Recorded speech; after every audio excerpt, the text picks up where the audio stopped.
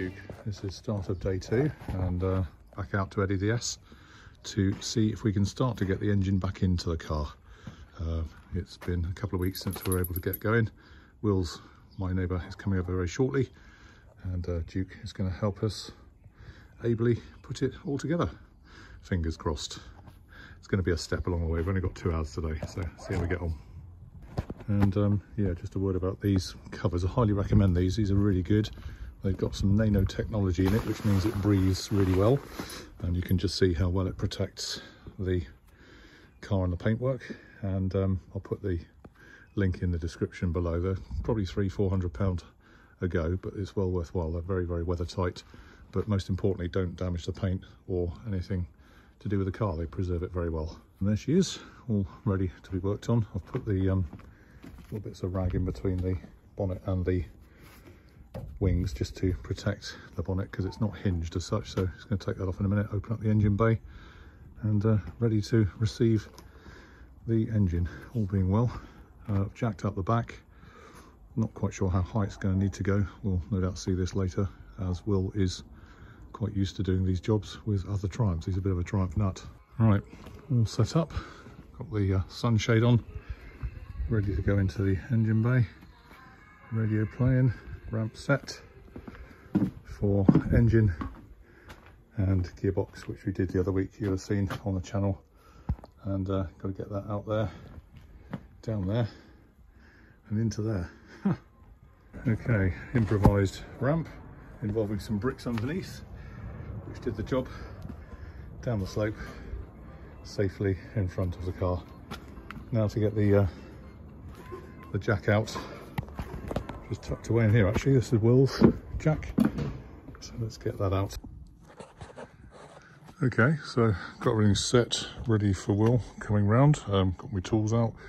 Just looking at this starter motor, it's a bit messy, so I'm just going to clean it off with petrol, make it look decent, and put it back on the engine in the appropriate place.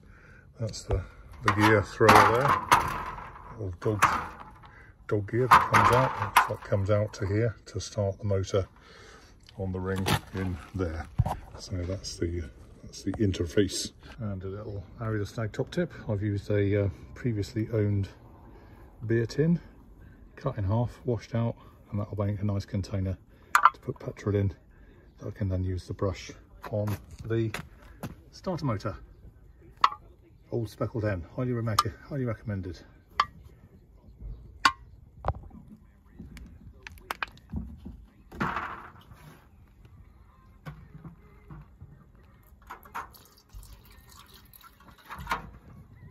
Not exactly top quality petrol, but it's probably worth a fortune.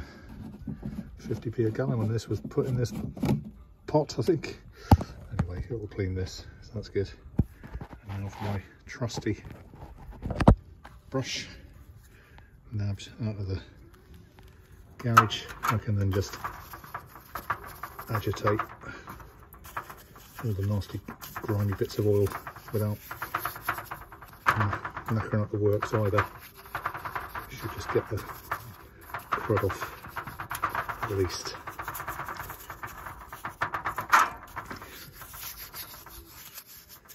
Tons of oil and grease.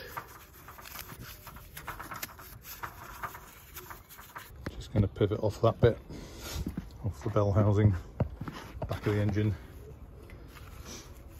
so it can rotate.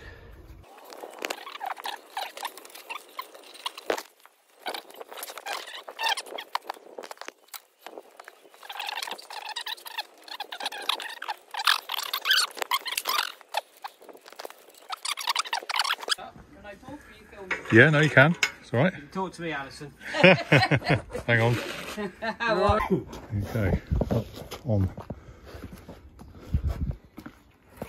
the crane.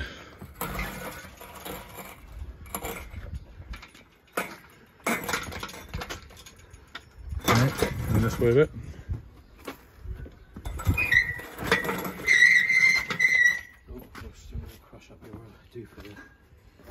Oh yeah.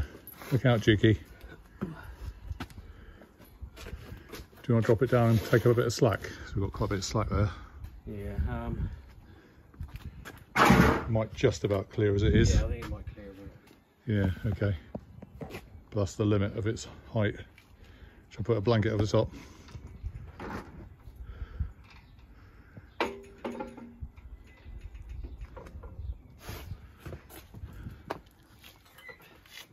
Okay.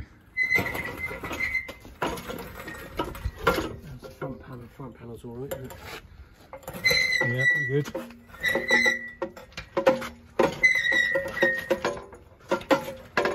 Yeah. What we're doing for Space here. yeah, another 6 inches. Yep. That's it. Here, we're just on the top here, so we probably need to This is where it gets fun. Because it needs to go like vertically down. yeah. Okay.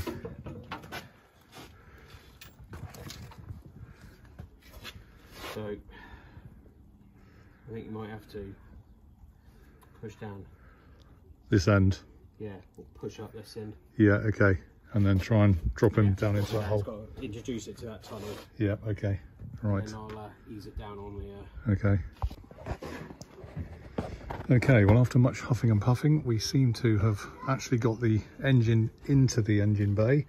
1 or 2 little tiny scrapes, but otherwise it's gone in okay. We have an issue now, and we're gonna have to stop to go and get some more bits and pieces. Unfortunately, the engine mount split on the offside, so we're going to get some new decent rubbers. So for now, I'm just going to rest it on the engine mount. As you can see here, the one that is good is okay, and gearbox is supported. We had a hell of a job getting it in under the tunnel, but we managed to do it with a good angle. And at least the major job is now that the engine is in, we start to rebuild from here. Once I've got some more bits, I've got here the cross member for the back, so that's all there, and we're going to get that onto the back of the gearbox. Again, we're going to need 4 special bolts here with rubber grommets in. So if we go under the car and have a look, I'll just show you, because the old ones are still in, but they're not good enough to leave. If we go underneath the car, let's have a look. Okay, so we're tucked in here. That's the back of the ball warner, so it's roughly in the right place. These are the rubberized bolts here. They've got sleeves on for the gearbox mount, so, and that cross member, that's going to go there and hold the box up and in line. We tried to see if we possibly could get the prop shaft into the back of the gearbox, but decided we'd better do it properly by undoing the back flange there. There's 4 bolts, as you can probably see behind the brake. Get that off and then get the engine in with the gearbox, and then do it properly so it's properly aligned. We don't want to break it, or as Will said, snap off the back of the gearbox, which wouldn't be at all good. But anyway, we're in, kind of. We're gonna have to take a break now to get some new bits and pieces, and obviously when we do that, I'll update you with the next stage, but hopefully the rest of it will be easier than planned before. So, and under there you can see I've just got to put some the guards, plastic guards in the back of that bell housing. There's some plastic guards that I'm going to put in there. That's them installed now in the bottom of the gearbox, as you can see. A couple more bolts we're going to put through the bell housing, of course. So I just thought I'd show you where these stone guards go, and obviously it's designed to stop the road kicking up stones into the gearbox and the engine, which obviously is not desirable. And all in all, it's gone far better than I think we anticipated, apart from I did injure my finger when the engine dropped on my finger, so I'm a bit poorly, so more to be revealed. But at least it's there, we've done it. No great injuries. I might just have to tidy up a little bit here when I'm done, but otherwise look forward to the next instalment. I know it's step by step, guys, but we will make progress, and I'll report on how we're getting on next time. And one other thing I meant to mention was the fact that this rubberized steering bush needs to be sorted. That's perished. They'd probably prefer an MOT if it went through, because that's going to lose your steering eventually, so that needs properly doing. So I'll get another one of those as well whilst we're at it. Now I'll take off the jacks put the lid back on, cover back on, and all these tools away. And hopefully a couple of weeks time we'll be back after a short break to sort it all out.